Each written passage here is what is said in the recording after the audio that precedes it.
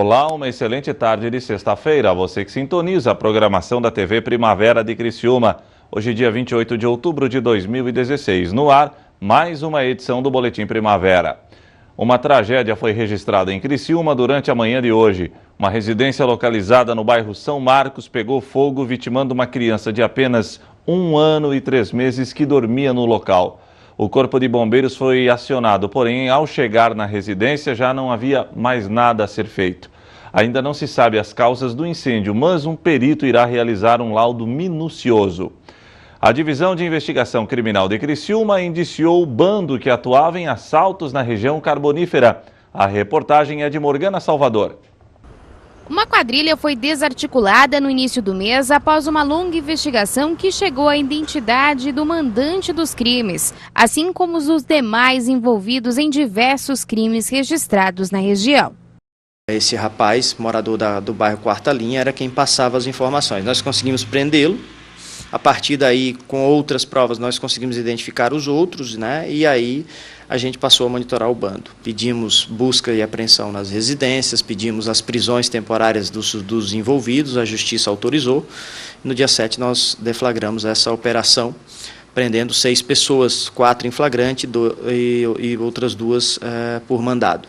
A Polícia Civil agora busca provas que possam responsabilizar outras pessoas que também tinham envolvimento com a quadrilha.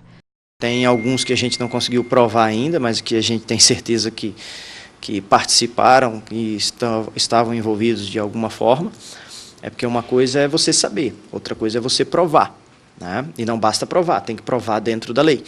Então, são obstáculos que a gente tem que ultrapassar e conseguir comprovar. É uma exigência legal para ter segurança, né? E para que não haja o erro de punir pessoas inocentes. Com a prisão da quadrilha, o número de assaltos na região diminuiu, mas isso não significa que outros assaltos em residência não estejam acontecendo. Desde a prisão deles, a gente tem notado, pelo menos nos registros aqui, eu tenho acompanhado pessoalmente com a minha equipe de forma prioritária esses roubos em residência, né? Desde que nós prendemos esse bando, né? Tiveram pouquíssimas ocorrências comparada ao período anterior. Então, a gente notou essa diminuição, né? Só que a gente sabe, não podemos mentir para a população, que tem outros que fazem isso também. É um crime que está meio que enraizado na região. Eles aprenderam a fazer isso e dificilmente vão parar. O fato é que a polícia ela tem dado prioridade a esse tipo de crime porque é grave. Para evitar ser vítima de um assalto, o jeito é ficar atento e seguir algumas orientações. Os assaltos, né, estão ocorridos nas residências, ocorrem quando eles abordam as vítimas, né, quando elas estão chegando em casa, né, eles pulam o muro e fazem algum barulho para que as vítimas saiam e aí então eles façam a abordagem, né? Então a gente sempre orienta que façam alguns investimentos, que os vizinhos, né, façam uma rede de solidariedade para que não é que fica bisbilhotando a vida do outro, mas com relação a algumas situações suspeitas que ajudem um ao outro, né? A gente pede também, é sempre bom investimento, não é um custo, é um investimento em segurança, como cercas elétricas, câmeras de vigilância, alarmes. Tudo isso ajuda, isso inibe a prática de alguns criminosos, né? Na chegada e na saída de residência, muito cuidado, olha antes, sempre ter alguém esperando, né?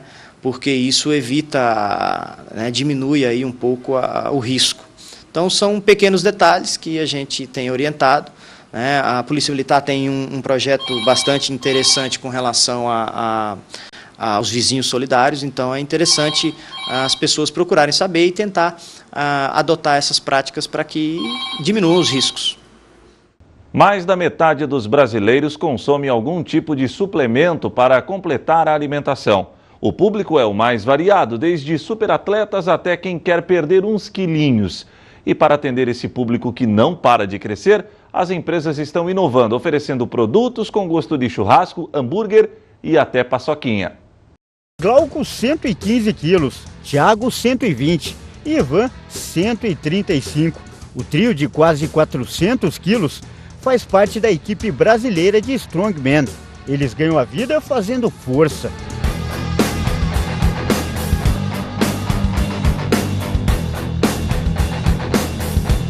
Para conseguir a energia necessária, os atletas precisam de uma alimentação reforçada. Cada um tem que cumprir uma meta de consumir 10.000 calorias por dia. O pessoal até se assusta um pouco pela quantidade que a gente come, né? Que a gente come um pouco além do que o normal.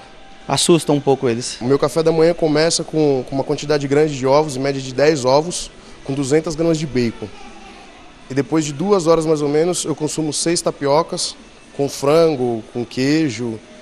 Depois arroz, são 2 quilos de arroz por dia, 1 quilo de carne, frango. E mesmo assim não é o suficiente. Para ficarem prontos para competir, eles ainda precisam consumir suplementos alimentares. São de 7 a 8 refeições, são 10.000 calorias e é muito difícil para bater as 10.000.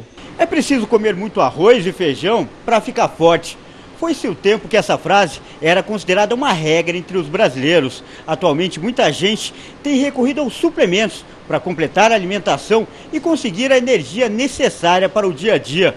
Uma pesquisa realizada recentemente mostra que mais da metade da população consome algum tipo de produto.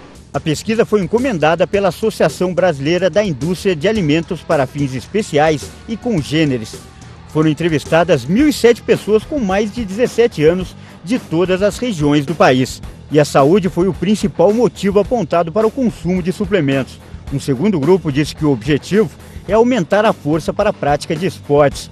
E em terceiro lugar aparece a preocupação com a estética. A tendência foi que o mercado se abriu e pessoas comuns viram que esse mercado é um mercado de suplementação. Ou seja, não necessariamente são simplesmente para pessoas que querem ter um crescimento de corpo. É uma pessoa que tem alguma deficiência, alguma necessidade específica. O empresário Douglas Porfírio é um exemplo.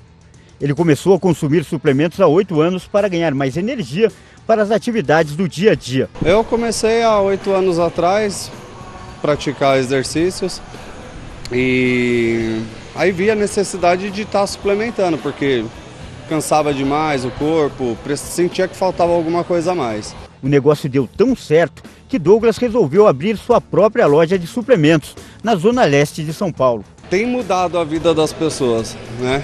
Tem tido um retorno bacana, só não dá para quem não faz a dieta, né? Quem não segue na linha correta. Um mercado, aliás, que não para de crescer. No último fim de semana aconteceu em São Paulo uma feira que trouxe as novidades do mercado de suplementos. Com o aumento do público consumidor, também aumentou a oferta de produtos. Na feira encontramos até paçoquinhas energéticas. Essa outra empresa, por exemplo, oferece caldas de morango, caramelo e chocolate, além de pastas com sabores de churrasco e até hambúrguer. Ele é todo zero, só dá realmente o sabor, porque não tem gordura, sal, açúcar, 0 calorias. Mas os especialistas alertam que antes de consumir algum tipo de suplemento alimentar, é fundamental procurar um nutricionista. O ideal é procurar a orientação de uma nutricionista. Tem muitas nutricionistas hoje em dia especializadas nessa parte de suplementação esportiva, que vão conseguir indicar o melhor suplemento, as melhores marcas, a qualidade realmente do produto para que a pessoa obtenha os objetivos que ela quer. É energia disponível para todo mundo, seja para levantar um pneu de caminhão ou para acabar com os indesejáveis pneuzinhos.